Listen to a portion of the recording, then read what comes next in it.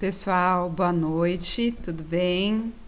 Hoje eu tô aqui de verde, olha só minha roupinha verde, em homenagem à alegria do Divertidamente.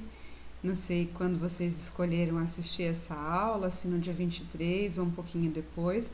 De repente até é interessante assistir um pouquinho depois, né? Pra primeiro assistir a animação. Mas ó, até minha peruquinha, coloquei um cabelinho azul aqui em homenagem à alegria, tão importante, especialmente nesses tempos, né? De uma convivência forçada, da gente ficar em casa em prol da nossa saúde. Então é importante que a gente tenha a alegria sempre em mente. Hoje também eu arrumei um microfone, tá aqui, ó, porque eu percebi que o áudio daquele último vídeo ficou ruim. Então, aos poucos, gente, eu vou me adaptando também a essa rotina que é bastante difícil para mim. Eu não tenho experiência com isso, não. Então, qualquer dúvida, qualquer coisa que vocês notarem, por favor, vão me pontuando, tá bom?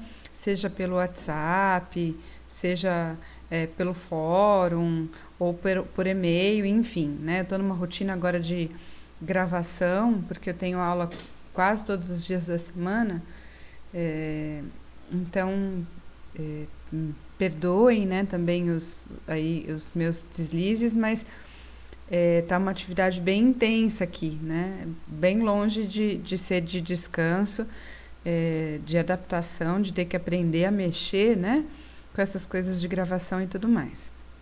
Na aula de hoje, a gente vai falar um pouquinho a respeito da terceira infância, que vai envolver, né, a idade dos 6 aos 12, mas também já do início da adolescência, que vai envolver, portanto, a mudança, né, a saída da terceira infância e a entrada na fase da adolescência, que a gente diz aí, né, os teóricos colocam que poderia estar entre 12 e 20 anos aproximadamente.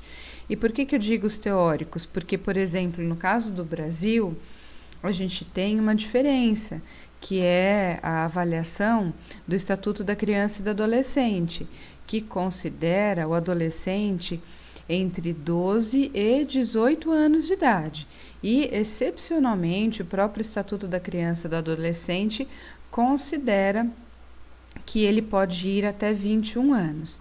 Na literatura, na verdade, quando a gente pega alguns livros de psicologia do desenvolvimento, a gente até percebe que pode ir até os 24 anos. Eu mesma falei isso em sala de aula. Então, percebam que a gente tem já, nesse caso, uma diferença importante. No caso do Estatuto da Criança e do Adolescente, considera entre 12 e 18.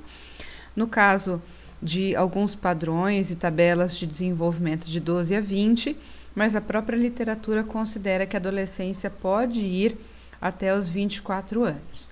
Lembrando que, de novo, né, essa divisão em período ela é uma construção social e ela pode ter uma diferença entre culturas. Então, é outro aspecto aí importante que a gente deve considerar. Tem cultura que vai considerar o adolescente até 18 mesmo, né? E aí, a partir disso, ele está pronto para viver a vida adulta. Tem outras culturas, indianos, por exemplo, que as meninas se casam bem cedo. Imagina, então, com 12, na verdade, ela já estaria vivendo quase que uma vida de adulto, eventualmente, né? Não se convenciona que essa criança vá morar com o marido aos 12, às vezes ela vai mais tarde, mas já aconteceu, até pode acontecer, né? Então, é importante lembrar disso, né?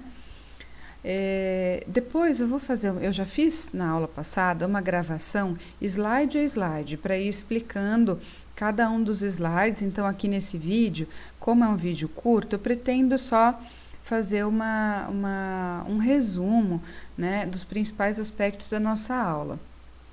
Mas a Organização Mundial da Saúde engloba mesmo, né, os 24 anos para o adolescente. Só que eles não vão chamar de adolescente. A Organização Mundial da Saúde costuma fazer uma divisão para fim tanto estatístico quanto político. Então, eles usam a faixa etária entre os 20 e 24 anos, mas eles costumam chamar de jovens adultos. Então, a gente tem uma divisão bem importante, né, a partir dos 12 anos, considerada então que o pré-adolescente para a OMS dos 10 aos 14, a adolescência que vai dos 15 aos 19 anos, e no caso da juventude, do jovem adulto, entre 19 e 20 anos até os 24 anos. Nós temos uma evolução considerável dentro desse período. Se a gente pensar entre 11, 12 ou 10 mesmo da pré-adolescência até os 24 anos, lembrando das áreas do desenvolvimento, o que a gente tem como mudanças bastante significativas?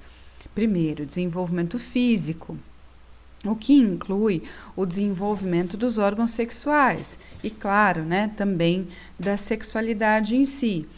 A gente vai fazer algumas aulas falando a respeito do desenvolvimento da sexualidade, que é muito confundido com a ideia do sexo ou da relação sexual e engloba isso, claro, mas a sexualidade não é isso.